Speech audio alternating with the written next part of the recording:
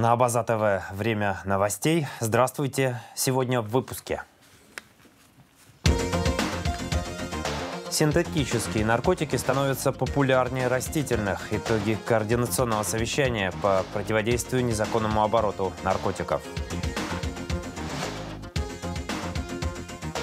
Авторами спектакля станут дети с ограниченными возможностями. В пресс-центре «Спутник» состоялась пресс-конференция организаторов проекта «Искусство без границ».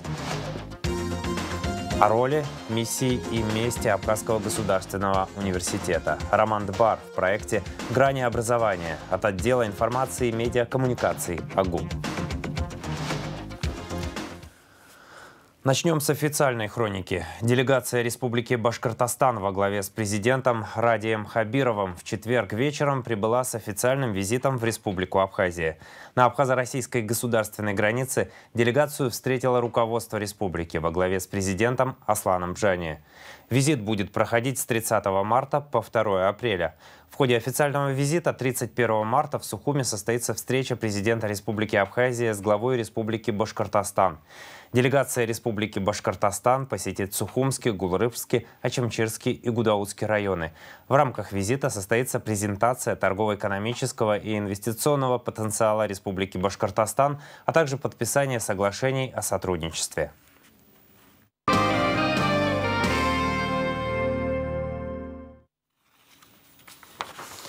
Синтетические наркотики становятся популярнее растительных. К таким выводам пришли правоохранители в своих докладах, которые представили на координационном совещании по противодействию незаконному обороту наркотиков.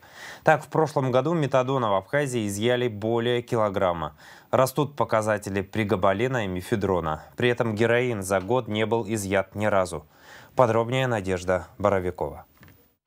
Координационное совещание правоохранительных органов по противодействию незаконному обороту наркотиков открыл генеральный прокурор Адгур Агрба. Он представил участников совещания и передал слово основному докладчику, начальнику судебного управления Генпрокуратуры Дауру Амичба. Работа субъектов профилактики в сфере противодействия наркопреступности не отличается активностью. Темпы роста потребителей наркотических веществ ежегодно растут, говорится в докладе. В последнее время изменилась национальная принадлежность и пол распространяемых наркотических средств, распространителей. Если ранее этим занимались граждане Российской Федерации и местные жители, то в последнее время к ним присоединились граждане Казахстана, Узбекистана и Таджикистана. Изменился и количественный состав. Если раньше сбытчики действовали поодиночке, то сейчас это организованные группы лиц, среди которых зачастую и женщины. Данные способы вызваны минимизировать риски быть задержанными, ведь семейная пара с ребенком привлекает куда меньше внимания правоохранительных органов и бдительных граждан, чем одинокий парень, фотографирующий камни и землю. Согласно докладу, на наркорынке Абхазии в 2022 году за первое место по количеству изъятых из оборота веществ боролись метадон и марихуана. Статистика основана на судебных решениях в сфере незаконного оборота наркотиков. Так, метадона правоохранители изъяли в объеме 1 килограмм 161 грамм, причем кило 100 обнаружили в Сухуме. Остальные 61 грамма распределены по всем районам, кроме Ачамчирского. Там метадон в 2022 году не нашли ни разу. Каннабис проходит в статистике в двух категориях, как марихуана и измеряется в граммах, и как конопля в корнях. Так вот, марихуаны за прошлый год изъяли чуть больше полкило. Для сравнения, в 2021 нашлось на килограмм больше. Но если посчитать еще 241 корень конопли, то по весу, скорее всего, получится больше, чем метадона. Хотелось бы остановиться на статье Уголовного кодекса, которая предусматривает ответственность за посев и выращивание наркосодержащих растений, то есть на часть 1 статьи 200 и часть 2 статьи 228. Должно быть учтено, что данное преступление направлено на посев и выращивание наркотических средств естественного происхождения, как правило, без цели сбыта, за которые не имеют такого пагубного влияния на организм, как синтетические наркотики. При этом санкции статьи за выращивание 5 корней таких растений превышают санкцию за умышленное убийство. Полную версию репортажа о координационном совещании смотрите после выпуска новостей. Вопросы, связанные с оперативной обстановкой в сфере борьбы с распространением и потреблением наркотических средств в Абхазии и исполнением законодательства, действующего в данной сфере, обсудили 30 марта в Комитете парламента по обороне и национальной безопасности в ходе расширенного заседания, сообщает пресс-служба Народного собрания. В заседании, которое прошло под председательством Тимура Шергелия, приняли участие представитель президента в парламенте, министр юстиции Анри Барциц, министр внутренних дел Вальтер Будба и другие сотрудники министерства министерства. Обсуждая складывающуюся законоприменительную практику, присутствующие уделили отдельное внимание дальнейшему взаимодействию парламента, правоохранительных структур и других органов исполнительной власти. 1 человек погиб и 1 пострадал в результате ДТП в районе села Приморское, сообщает пресс-служба МЧС Абхазии. Вблизи поста ГАИ столкнулись 2 иномарки Hyundai и Volkswagen. 1 человек погиб на месте, и еще 1 был госпитализирован. Пожарная машина МЧС выехала на место для устранения последствий смыва разлившихся горючих материалов. Возгорания не было. На База ТВ продолжается цикл бесед с уполномоченным по правам человека Асидой Шакрел. В интервью нашей телекомпании она подвела итоги 5 лет работы, рассказала о главных проблемах в сфере защиты прав и свобод жителей страны.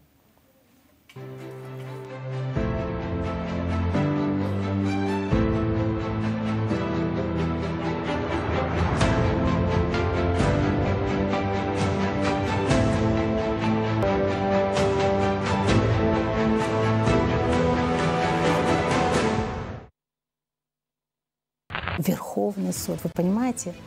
Вот я когда говорю обычная прокуратура, а потом генеральная, да, и на уровне генеральной, когда, или на уровне Верховного суда мы видим нарушения, да, но вот тут уже вот беспокойство в 100 крат больше. Нет таких должностей, за которые надо цепляться, потому что ты точно чувствуешь, что здесь есть несправедливость.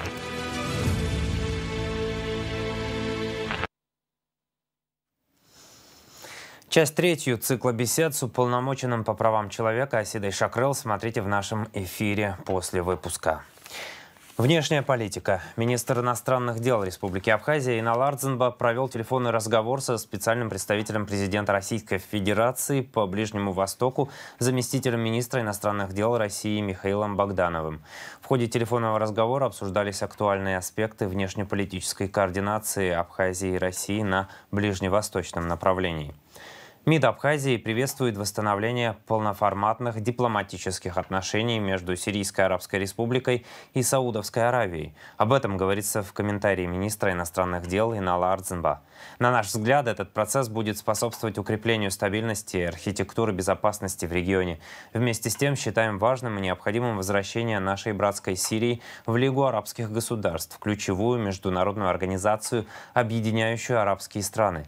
Сегодня фундаментальные вопросы регионального значения не могут обсуждаться без учета мнения Сирийской Арабской Республики, отмечается в комментарии Инала Ардзинба.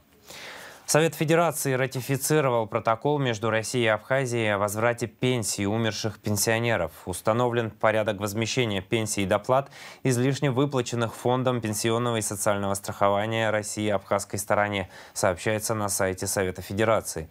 За 7 лет объем незаконно полученных пенсий и доплат к ним составил более 24 миллионов рублей, которые абхазская сторона должна будет вернуть Пенсионному фонду России. На базе дискуссионной платформы посольства Республики Абхазия в Российской Федерации прошел первый этап дискуссии на тему «Этнокультура и глобализация». На круглый стол были приглашены студенты московских вузов. Обсуждались актуальные вопросы этнокультуры, в частности, этнокультура как один из приоритетных векторов развития общества в условиях глобализации, роль этнокультуры в современном обществе, инструменты сохранения этнокультуры. Во втором этапе планируется проведение конференции на тему этнокультуры с привлечением ученых, специалистов в данной сфере, абхазской диаспоры в Москве, представителей народов Северного Кавказа, а также абхазских землячеств. Очередной гуманитарный груз от Единого штаба помощи Донбассу из Абхазии был передан для дальнейшего распределения беженцам и вынужденным переселенцам. Также были доставлены обмундирование для бойцов, медикаменты и спецформа для работников хозяйственной отрасли в городах. Молебен за Киево-Печерскую лавру прошел в Абхазии в Моковском кафедральном соборе Успения Пресвятой Богородицы X века. Это молитвенная поддержка для братьев Киево-Печерской обители, гонимых за веру православную, о защите святынь, лавры, монахов, священников и прихожан Киево-Печерской лавры, а также всех гонимых православных христиан, сказал один из организаторов молебна пономарь Моковского кафедрального собора Баян Делба. Призри человеколюбче милостивым Тиоху, на рабы твоя, монахов, да? у монахов и всей братьи Киево-Печерской лавры, и всех гонимых православных христиан, по святому рабу Твоя, по Твоему благоутробию, по Твоему благоутробию, верою припадающие, и услыши моления их, благое намерение их, о защите святыни Киево-Печерской лавры, всех братьев и отцов, монахов и прихожан, от всех врагов видимых и невидимых, благое намерение их и дело их, благослови и благополучно начать, и спешно, кроме всякого препятствия, во славу Твою совершите, яко всесильному Царю, молим Тися, услыши и помилуй. Господи, помилуй, Господи, помилуй, Господи, помилуй. Во все Люди и даты. 31 марта герою Абхазии Зауру Шершели исполнилось бы 60 лет. В ходе Отечественной войны народа Абхазии Заур Шершели принимал участие в боевых операциях на Бзыбском оборонительном рубеже, затем на Гумистинском фронте, воевал в составе 2-го батальона 2-й бригады в боях за населенные пункты Гума, Каман, Бырцха, Сухум и другие. Погиб в ходе операции за освобождение Дома правительства Абхазии. В нашем вечернем эфире смотрите проект памяти Заура Шершели.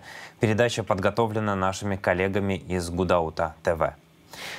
В пресс-центре «Спутник Абхазия» состоялась пресс-конференция организаторов проекта «Искусство без границ». Он объединяет культурно-благотворительный фонд «Ашана» и Русский театр. Координатор проекта Анна Савилова. Участники проекта рассказали, что на сцене театра будет поставлен спектакль по мотивам детских историй, которые Ашана будет принимать и обрабатывать до конца мая. Подробности в репортаже Марианны Котовой. Дети-инвалиды не нуждаются в жалости. Они, как и все дети, нуждаются во внимании. Они, как и все дети, хотят, чтобы их желания были услышаны, а мечты исполнились. Чтобы показать, что мечтать не вредно, а очень даже нужно, Русдрам, благотворительный фонд Ашана и другие люди объединились в проект «Искусство без границ» и решили поставить на сцене Русского театра спектакль, в основу которого лягут истории, написанные детьми с ограниченными возможностями. Наш проект «Искусство без границ», он направлен на то, чтобы люди с ограниченными возможностями по здоровью могли полноценно чувствовать себя абсолютно во всех сферах. Мы хотим это продемонстрировать, и конкретно в сфере театра. Если ребенок не пишет сам, за него это могут сделать родители. Или он может просто надиктовать свою историю. Форма преподнесения не важна. В Ашане оформят все как нужно. Главное, чтобы ребенок донес свою мысль любым способом. Те, которые не могут самостоятельно писать, за них кто-то может, из близких написать данную историю, кто-то может начитать аудиосообщения. То есть все возможности можно использовать, потому что для нас важно, чтобы не было ограничений, только сейчас мы сказали в печатном виде или в текстовом формате. Мы будем любые форматы принимать и преобразовывать. На электронный адрес можно будет отправить. Мы уже рассказали о проекте реабилитационным центрам, руководителям по всем районам и городам. Но важное условие – родители не должны редактировать ребенка. История должна быть сформулирована самим автором. Так режиссеру будет проще оформить правдивую историю. Именно его изречение – это очень важно, потому что это может стать фишкой в постановке. Как именно этот ребенок разговаривает. Может, у него оборот речи какой-то свой, особенный. Я долгое время работал в Доме юношества, и мы очень плотно общались с АИСом, и мы там многие дети выросли на моих глазах, именно дети с ограниченными возможностями, и были среди них такие дети, которые обладали таким чувством юмора, что многие здоровые дети, могли бы позавидовать. Проект обещает быть настолько масштабным, что для участия в спектакле планируется пригласить знаменитых российских актеров. Для масштабности будем приглашать знаковых российских актеров, которые вместе с детьми и здоровыми, и полностью здоровыми, и с ограничениями по здоровью будут принимать участие в постановке. Все участники проекта – волонтеры. Безвозмездно в нем участвует Русдрам.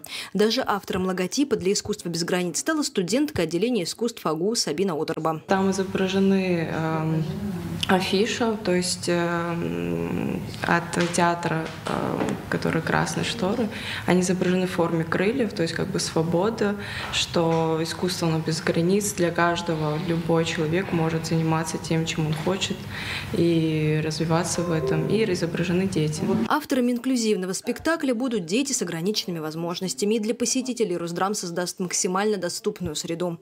Поэтому зрителями могут стать даже слабослышащие и слабовидящие дети. А все вырученные средства будут направлены в культурно-благотворительный фонд Ашана. Марьяна Котова, Абаза ТВ.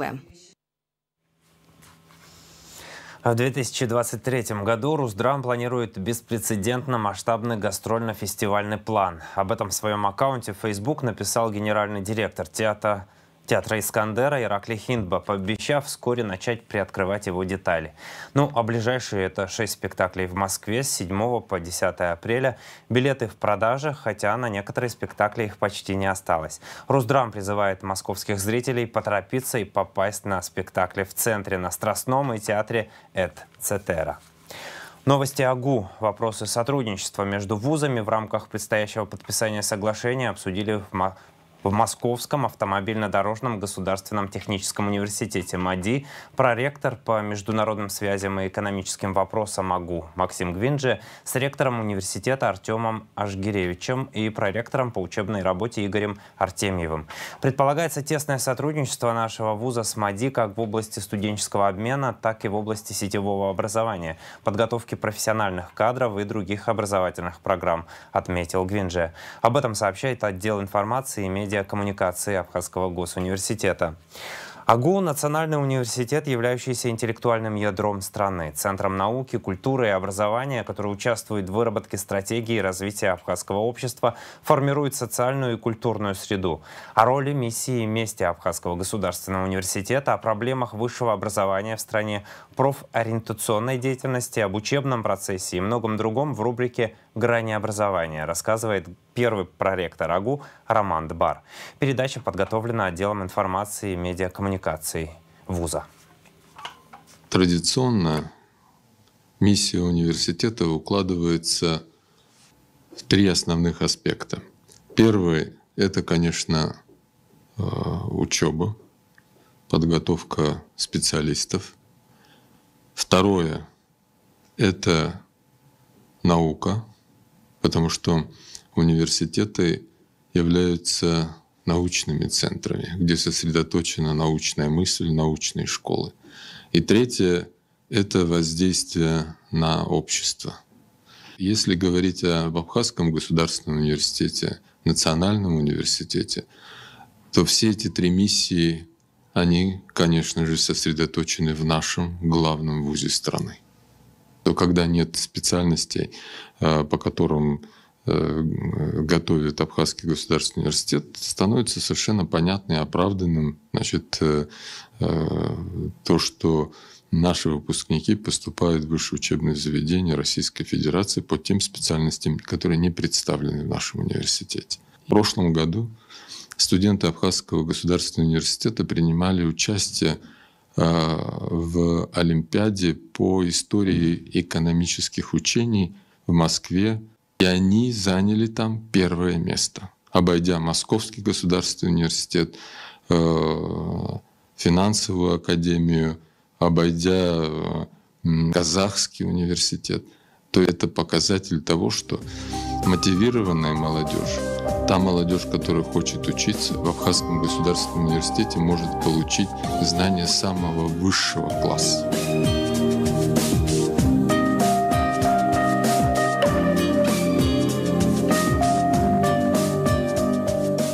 О роли, миссии и месте Абхазского государственного университета, о проблемах высшего образования в стране, профориентационной деятельности, об учебном процессе и многом другом мы сегодня поговорим с первым проректором АГУ, кандидатом биологических наук, доцентом Романом Саидовичем Дбар.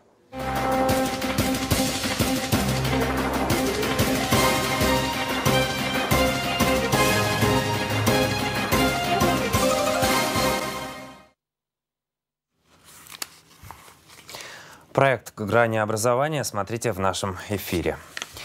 Селу Багмаран Гулрыбского района передан в дар один моноблок. Благотворительный фонд «Абхазия» проводит благотворительные акции, приуроченные к 30-летию Победы и 15-летию признания независимости Республики Абхазия. Председатель фонда, руководитель партии «Народный фронт Абхазии» Лаша Сакания. Проект фонда осуществлен при поддержке председателя Совета директоров российской холдинговой компании «Эго Холдинг», президента Федерации волейбола Санкт-Петербурга Александра Кашина. В рамках республиканского гастрольного плана Министерства культуры 4 апреля в Доме культуры города Гал состоится сольный концерт государственного ансамбля народного танца «Кавказ» имени Кандида Тарба. Начало концерта в 16:00, вход свободный. Спортивный анонс. Чемпион мира WBO среди молодежи Игорь Адлиба проведет свой следующий поединок в рамках вечера бокса от RCC Boxing Promotions. Поединок состоится 6 мая на многотысячной арене «Уралец» в Екатеринбурге, сообщается на сайте Госкомспорта. Игорь сразится против первого номера Молдавии в среднем весе Максима Черничука. Сейчас о погоде.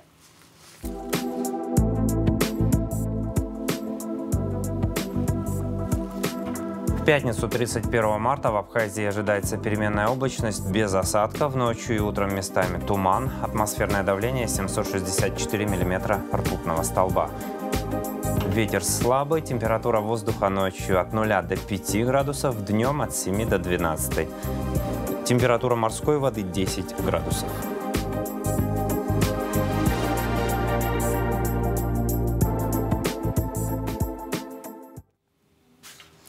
На этом пока все. Следите за развитием событий вместе с нами. До новых встреч в эфире.